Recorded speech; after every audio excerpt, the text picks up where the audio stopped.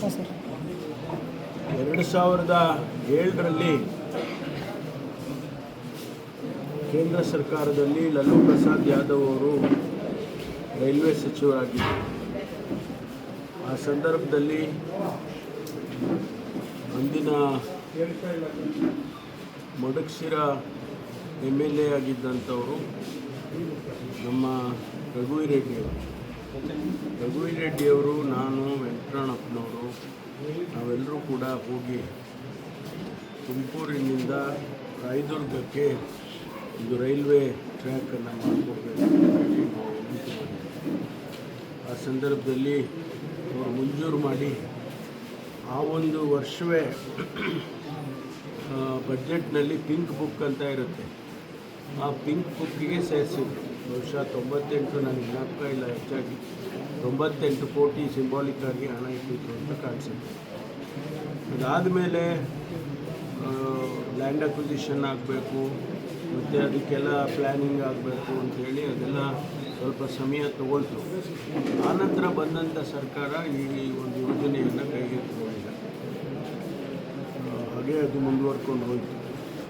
ಈಗ ಕಳೆದ 3 ವರ್ಷದಿಂದ ಈ ಪ್ರಾಜೆಕ್ಟನ್ನು ಕೈಗೆತ್ತಿಕೊಂಡು ಕೇಂದ್ರ ಸರ್ಕಾರ ಇವತ್ತು ಇಲ್ಲಿಯವರೆಗೂ ತಂದಿದ್ದಾರೆ. ಹಾಗೆ ಪಾವಗಡದವರೆಗೂ, ಬಳ್ಳಾರಿಯಿಂದ ಇಲ್ಲಿ ಪಾವಗಡದವರೆಗೂ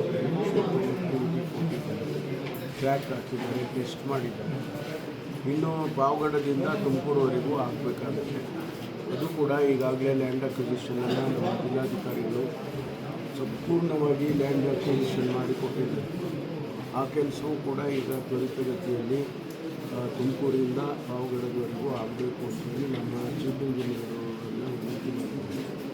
ಬಹುಶಃ ಮುಂದೆ ಇನ್ನು 1 ವರ್ಷದೊಳಗಾಗಿ ಆ ಒಂದು ಕನೆಕ್ಟಿವಿಟಿ ಕೂಡ ತುಮಕೂರು ಟು ಪಾವಗಡ ಆಗುತ್ತೆ ಅಂತೇಳಿ ನಾನು ಆಶಾವಾದಿಯಾಗಿದ್ದೇನೆ.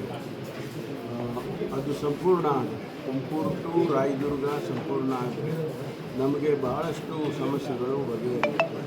ಮತ್ತು ಈ ಭಾಗದ ಜನ ರಾಯದುರ್ಗದಿಂದ ತುಮಕೂರುವರೆಗೂ ಬಂದಾಗ ಅದು ಬಳ್ಳಾರಿ ಟು ತುಮಕೂರು ಭಾಳ ಸುಲಭನಾಗಿ ಆಗ್ತಕ್ಕಂಥದ್ದು. ಸುಮಾರು ಬಳ್ಳಾರಿಯಿಂದ ಬೆಂಗಳೂರಿಗೆ ಬರಬೇಕು ಅಂದರೆ ಸುಮಾರು ಡಿಸ್ಟೆನ್ಸು ಬೈ ರೋಡ್ ಸೇವ್ ಆಗುತ್ತೆ. ಜನ ಭಾಳ ಯಾವುದೇ ತೊಂದರೆ ಇಲ್ಲದೆ ಸುರಕ್ಷಿತವಾಗಿ ರೈಲಿನಲ್ಲಿ ಬಂದು ಬೆಂಗಳೂರನ್ನ ಸೇರ್ತಾರೆ.